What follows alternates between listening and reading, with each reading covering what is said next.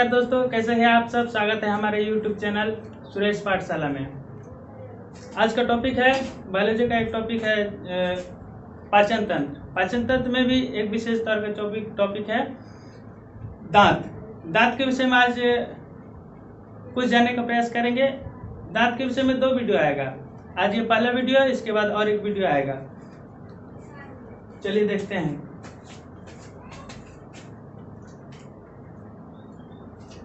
जैसा कि हम जानते हैं कि पाचन क्या होता है। पाचन का परिभाषा यह कहता है भोजन को एंजाइम, एसिड एवं रासायनिक क्रिया के माध्यम से सरल, तरल एवं घुलनशील पदार्थ में बदलना ही पाचन कहलाता है।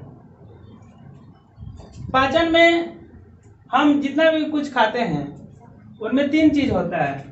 कार्बोहाइड्रेट होता है, वसा होता है, प्रोटीन होता है। इन तीनों चीज में ही कोई ना कोई चीज होता है या फिर तीनों चीज होता है। ये तीनों चीज कार्बोहाइड्रेट, वसा और प्रोटीन, ये जटिल चीज है।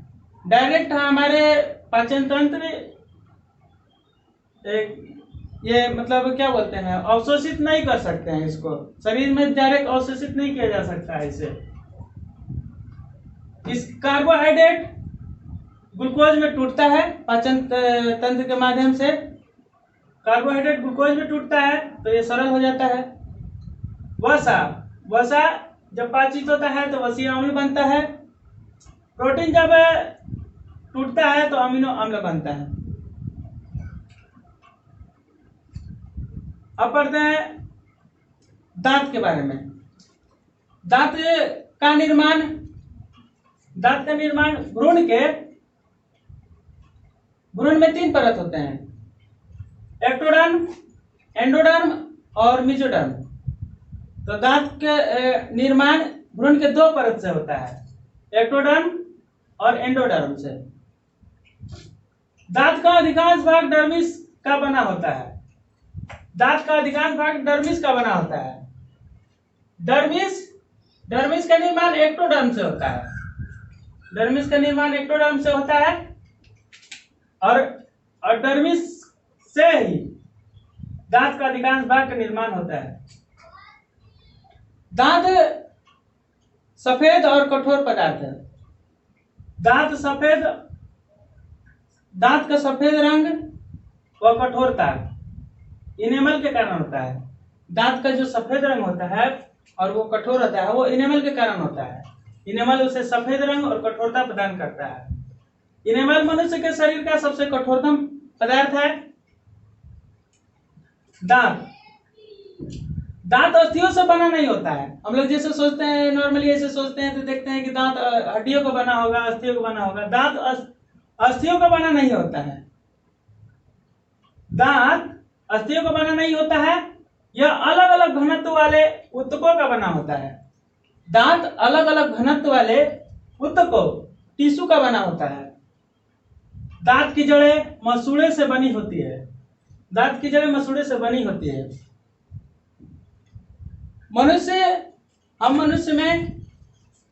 मनुष्य के जीवन में 2 बार दांत आते हैं। हम मनुष्य द्विबारदंती होते हैं।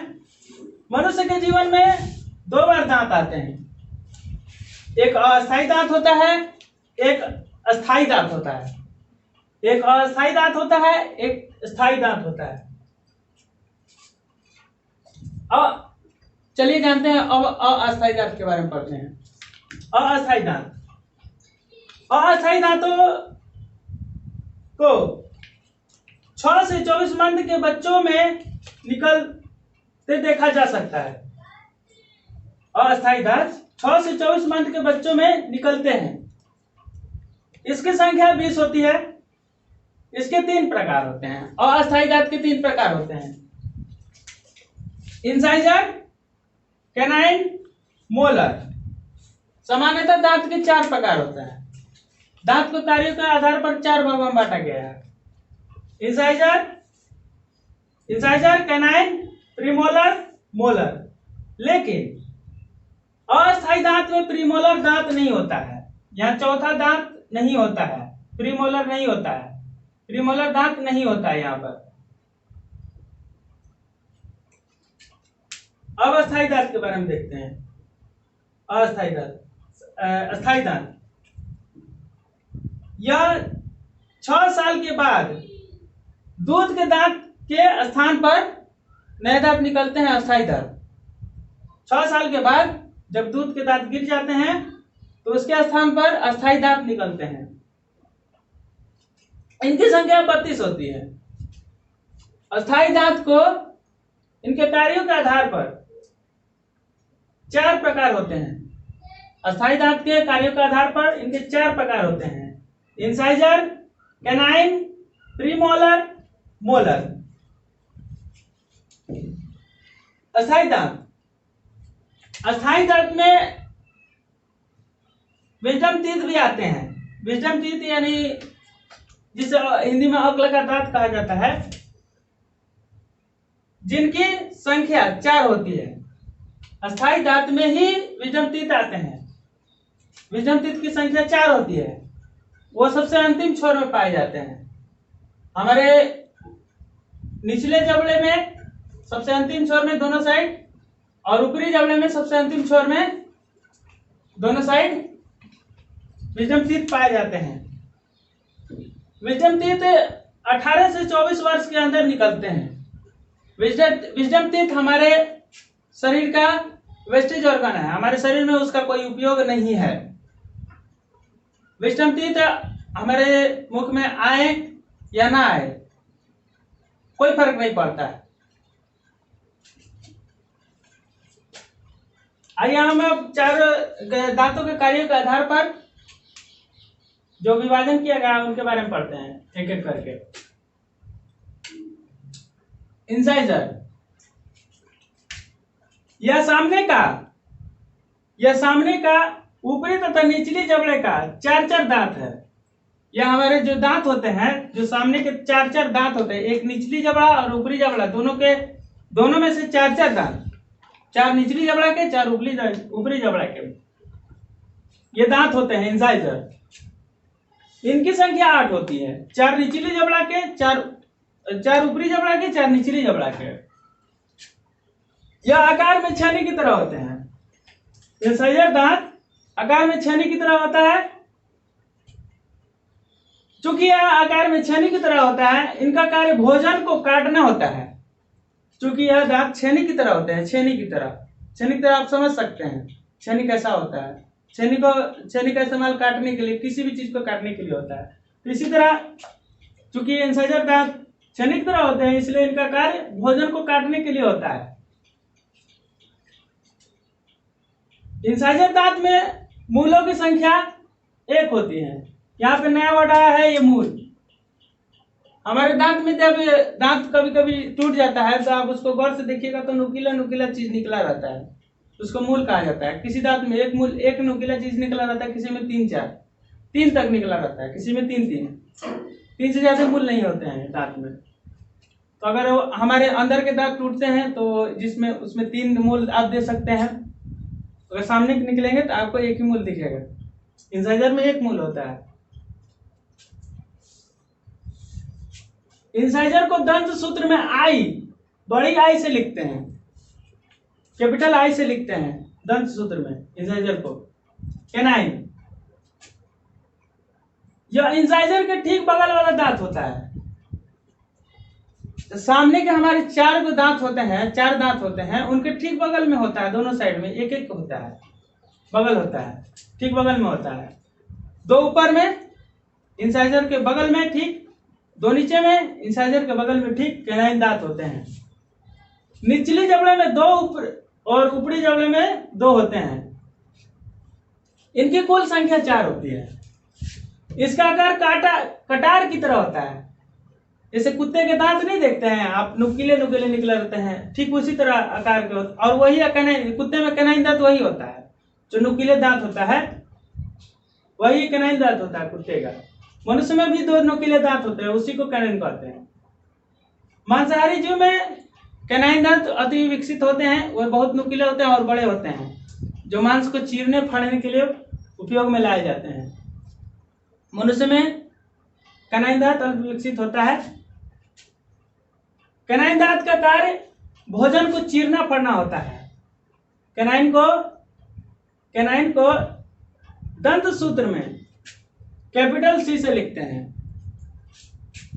अब आगे देखते हैं प्रीमोलर दांत। यह प्रत्येक जबड़े के अर्धांश में दो होते हैं। अर्धांश, यहाँ एक वर्ड आया होगा अर्धांश। अर्धांश क्या होता है? हमारे दांत दो जगह पाए जाते हैं, एक ऊपरी जबड़े में, एक निचली जबड़ा में। जबड़े के मान के चलिए ये एक कोई जबड़ा है, ऊपरी जबड़ा या निचली जबड़ा, कुछ भी मान लीजिए। ऊपरी जबड़ा है ये मान के चले, तो ऊपरी जबड़े में एक जबड़े में 16 दांत होते हैं, सामान्यतः 16 दांत होते हैं। और एक जबड़ा में के आधे भाग में जितने दांत होते हैं उसको अर्धांश कहा जाता है। एक जबड़े के आधे भाग में जितने दांत होते हैं उसको अर्धांश बोला जाता है, अर्धांश भाग बोला जाता है। एक अर्धांश में 8 दांत होते हैं और पूरे जबड़े में, एक जबड़े में निचली या ऊपरी किसी और एक में जबड़े में 16 दांत होते हैं पूरे के पूरे, लेकिन अर्धांश में 8 दांत होते हैं। 8 दांत में भी 3 मोलर होते हैं, 2 प्रीमोलर होते हैं, एक कैनाइन और एक इंसाइजर होते हैं। इसका प्रयोग आपको मिलेगा, अर्धांश का प्रयोग आगे दंत के सूत्र जब निकालेंगे हम तो उसमें उपयोग होगा बहुत जल्द, अभी तुरंत। यह प्रत्येक जबड़े के अर्धांश में 2 होते हैं, इनकी संख्या 8 होती है। प्रीमोलर दांत की संख्या 8 होती है। इनका आकार चौड़ा होता है, जो काटने व तोड़ने का काम करते हैं, जो भोजन को काटने व तोड़ने का काम करते हैं। इनकी ऊपरी जबड़े में 2 मूल, निचली जबड़े में 1 मूल होते हैं। ऊपरी जबड़े में जो दांत में मूल होते हैं, जो उनको पकड़े रखता है या उनको एक जगह बनाए रखता है, उनमें मूल की संख्या 2 होती है ऊपरी जबड़े में, प्रीमोलर में, और निचली जबड़े में 1 मूल होते हैं। इन्हें दंत सूत्र में PM से लिखा जाता है, बड़ी P और M से, बड़ी M से लिखते हैं। मोलर दांत, इनकी संख्या 12 होती है, जिसमें 4 विजडम टीथ होता है। मोलर दांत की संख्या 12 होती है, जिसमें 4 विजडम टीथ होते हैं। 4 विजडम टीथ होते हैं। इसका कार्य भोजन को चबाना व पीसना होता है। ऊपरी जबड़े में 3 मूल, निचली जबड़े में 2 मूल होते हैं। दंत सूत्र में इसे M से लिखा जाता है, बड़ी M से लिखा जाता है। दंत सूत्र का परिभाषा क्या कहते हैं? प्रत्येक जबड़े के अर्धांश भाग में पाए जाने वाले दांतों की संख्या को सूत्र के माध्यम से प्रदर्शित करना ही दंत सूत्र कहलाता है। प्रत्येक जबड़े के अर्धांश भाग में पाए जाने वाले दांतों की संख्या को सूत्र के माध्यम से प्रदर्शित करना ही दंत सूत्र कहलाता है। अर्धांश, इसका क्या अर्थ होता है?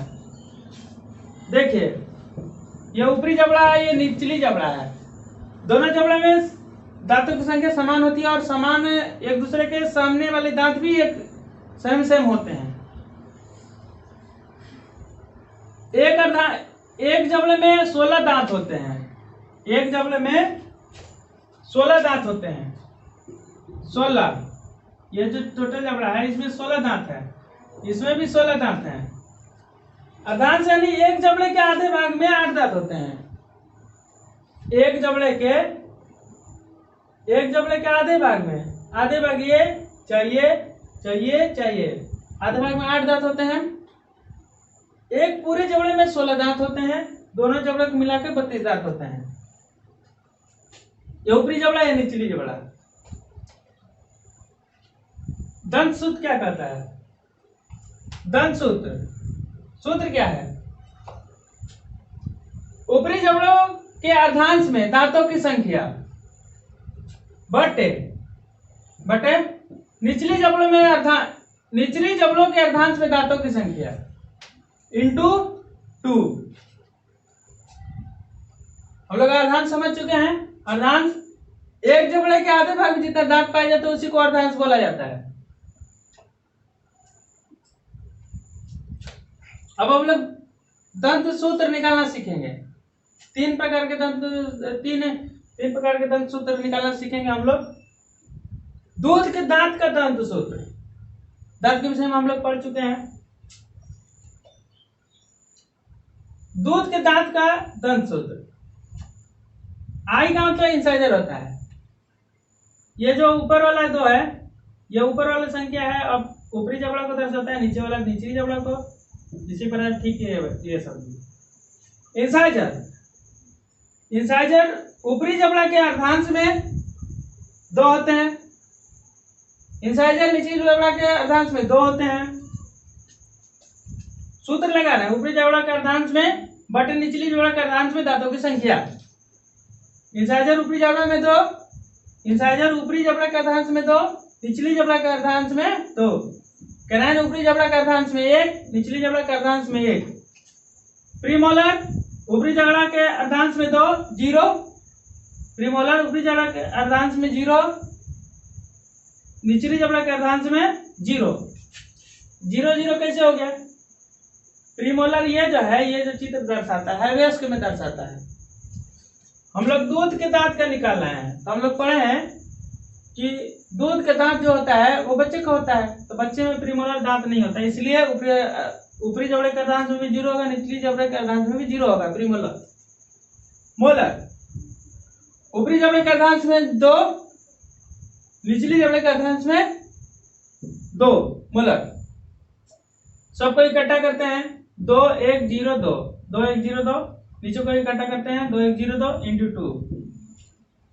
गुना करते हैं, 2 से गुना करें, ये हो गया 4। इसको गुना किए 2 से, ये 4 2 2, ये 4 ये 4, 8 हो गया। इंसाइजर 8।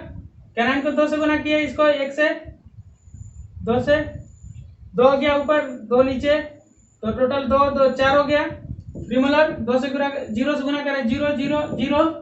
मोलर इसको 2 से गुना किए 4, इसको 2 से गुना किए 4, 4 ऊपर 4 नीचे 8। इस प्रकार हो गया दूध के दांत की संख्या, के दांत की संख्या 20 हो गया। अब वयस्क में आते हैं। वयस्क में इंसाइजर ऊपरी जबड़े के अर्धांश में 2, नीचे जबड़े के अर्धांश में 2। कैनाइन 1 1। प्रीमोलर 2 नीचे 2, मोलर ऊपर 3 नीचे 3। इस प्रकार ये हुआ, ये हुआ। 2 से गुना करते हैं, इंसाइजर 8, कैनाइन 4, प्रीमोलर 8, मोलर 12। 8 12 8 20, 4 24, 24 8 32। वयस्क में दांतों की संख्या 32 हो गया। 17 वर्ष के बच्चों में दंत सूत्र के माध्यम से दांतों की संख्या ज्ञात करना। दंत सूत्र। 17 वर्ष के बच्चों में दांतों की इंसाइजर होता है ऊपरी जबड़े के अर्धांश में 2, नीचे जबड़े के अर्धांश में 1। कैनाइन होता है ऊपरी जबड़े के अर्धांश में 1, निचली जबड़े के अर्धांश में 1। प्रीमोलर होता है ऊपरी जबड़े के अर्धांश में 2, निचली जबड़े के अर्धांश में 2। मोलर होता है ऊपरी जबड़े के अर्धांश में 2, निचली जबड़े के अर्धांश में 2। ये मोलर ऊपरी जबड़े के अर्धांश में तो क्यों हुआ? यहाँ तो 3 होना चाहिए था, क्योंकि 17 वर्ष तक अगले का दांत जिसे विजडम टीथ कहते हैं वो उनकी संख्या 4 होती है, वो 17 वर्ष तक नहीं निकलते हैं, वो 18 वर्ष के बाद निकलते हैं। इसलिए यहाँ पे 2 हो गया, नहीं तो यहाँ पे 3 होता है, इसलिए 2 हुआ। तो हम लोग दंत सूत्र निकला हम लोग का 2 1 2 2, 2 1 2 2 इंटू 2। गुना करने पर 28। देख लीजिएगा, गुना करने पर 28 आया। इंसाइजर 8 जोड़ते हैं, इंसाइजर 8, कैनाइन 4, प्रीमोलर 8, मोलर 8। 8 3 24, 4 24 4 28। 17 वर्ष के बच्चों में 28 दांत होता है। 28 4 विजडम टीथ नहीं होता है, इसलिए 28 दांत होता है। आज का वीडियो दोस्तों यहीं तक रहता है। वीडियो अच्छा लगे तो लाइक और शेयर जरूर करिएगा। हमारे चैनल से जुड़ने के लिए हमारे चैनल को जरूर सब्सक्राइब कीजिए और ज़्यादा से ज़्यादा हमारे वीडियो को शेयर कीजिए।